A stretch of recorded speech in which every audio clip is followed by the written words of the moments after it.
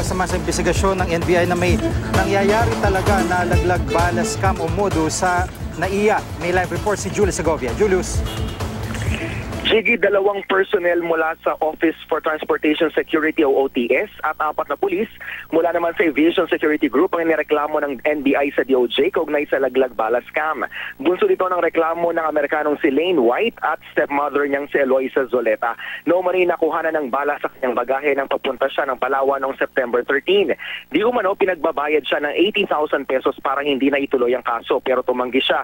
Pagtatanim ng ebidensya, Jiggy, sa ilalim ng Comprehensive Firearms and Ammunition Regulation Act, ang isinampang reklamo kina Maria L. Macena at Marvin Garcia ng OTS. Reklamong robbery, extortion at paglabag naman sa Anti-Graft and Corrupt Practices Act ang isinampa kina SPO2 Rolando Clarin, Police Chief Inspector Adriano Junio, SPO4 Ramon Bernardo at SPO2 Romy Navarro. Jiggy, sa fact-finding report ng NBI na isinumite sa DOJ, lumalabas na may nangyayari talagang tanim-laglag bala o talabas scam sa NAIA terminals.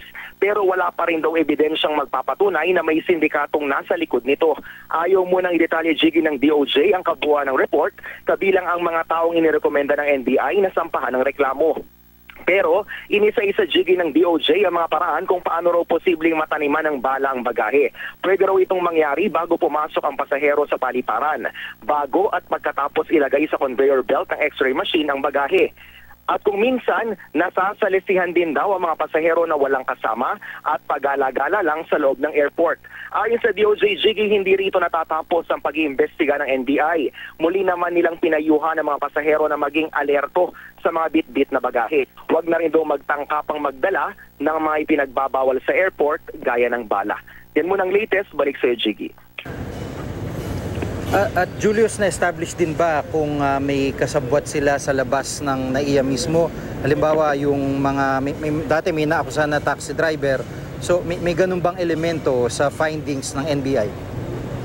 Kanina, Jiggy, natanong din yan sa press conference ng Department of Justice kung may mga pribadong individual na posibleng sangkot bukod sa binabanggit nga na may ilang mga airport personnel na di umano ay sangkot dito sa laglag bala scam. Ang sinasabi ng DOJ ay hindi muna raw sila handang isa publiko itong mga tao o yung mga individual na nabanggit sa NBI report na isinumite sa kanila, Jiggy. Maraming salamat, Julius Segovia.